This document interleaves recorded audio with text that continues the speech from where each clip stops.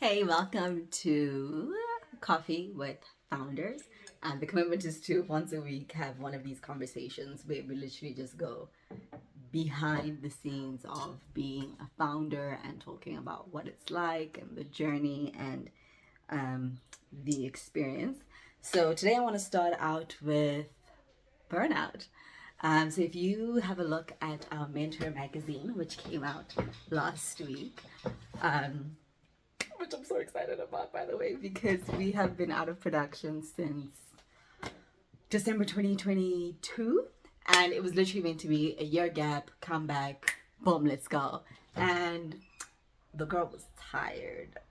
The girl was so tired. So it took me long to um, get back in the swing of things. And not only that, it really took some time to realize that, to remember um, the vision that I had when I started Mentor and to have the zeal to continue, like the luster, chutzpah to continue. Because I was done.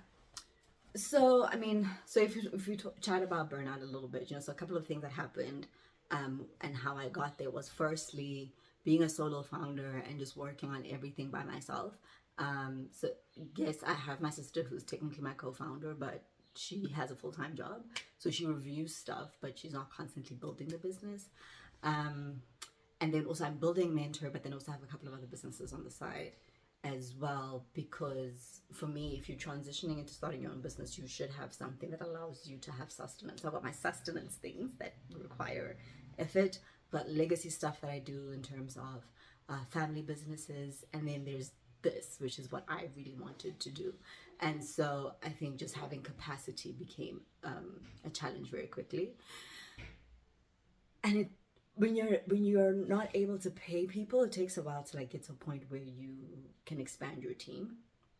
And I think also because we started during the pandemic, there was like a quick ramp up from being a solo founder mid pandemic, doing fine without a team, to the world is back to whatever the new normal is.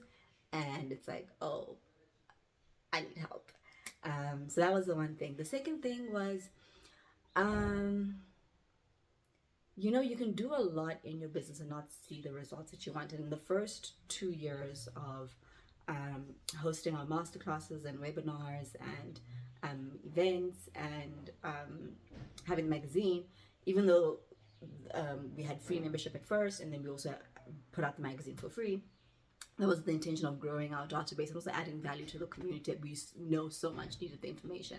But also because corporates were going through some stuff, we weren't able to get funding for certain things. So for the first 2 years, it was okay until it wasn't okay. And I think the inability to be profitable or high revenue generating became a frustration at some point, and linking that to performance, right? And I just had to rethink that, because you can be performing, right? We have a network of over 200 women across the continent. We have about 1,000 subscribers for our magazine. Like we have a community, but it was specifically looking and defining that in the context of which required a whole different kind of mental rehaul and approach. And then the third thing is feedback loop. So initially when we started, feedback was there, it was instant, it was consistent, because everyone was at home, everyone was plugged in.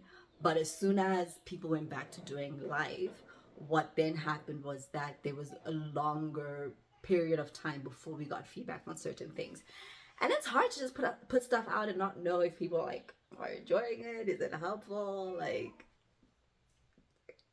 do people know we're here? All of that stuff. And then the fourth thing, which is for me the most important thing, is I say to people all the time that you as the founder, or just even you as a person with a job, right? But the thing with the jobs is the company will replace you. So you as a founder, if you cannot work, your business doesn't work, all right? Your business can't grow. And so taking care of yourself as a founder is very important. And what happened with me was just dealing with a lot of personal stuff that built up into self-doubt that yeah, really just challenged my confidence and challenged my mental fortitude and challenged my um, belief in my own competency, right? And then that then cascaded into physical just tiredness. Like I just physically could not override my brain to then start doing stuff. Which I have worked on. So if you have read it out magazine, that's in the cover story, and I'll talk a bit more about that experience. And then if you watch our new series, which is Behind the Business, I share on Behind the Business in terms of some of the stuff that I did to move past that particular season and pull myself out of the dark abyss into a better place. And it worked. So we are here. So with this Coffee Monday, I want to start out by saying you have many goals on your list for your business and for yourself as well. I pray, I hope that they work out for you. Don't judge your success and your progress by how quickly things do or do not happen. Don't put the pressure on yourself to have peak performance. Yes, shoot for the universe and hopefully you end up somewhere amongst the stars. But give yourself the grace of being more fluid. Give yourself the grace of moving with what comes your direction and making the most of it. And I wish for you that you get to a place where it's all external. That doesn't matter how well or how bad the business is doing, doesn't matter how much impact you have, doesn't matter how many followers you have, doesn't matter how many people engage with your content or not, how many likes your things have or not, how much money's in your bank account. All those things are nice to have, but none of those things are indicators of value or worth, right? You are completely valuable and completely worthy regardless.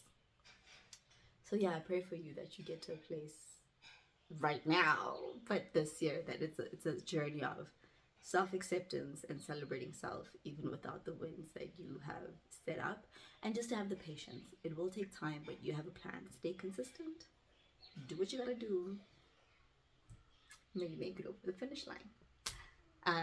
Yeah, let me know what you think of the series. Let me know what other topics you'd like me to speak about and share on. And that is our first Coffee with Founders.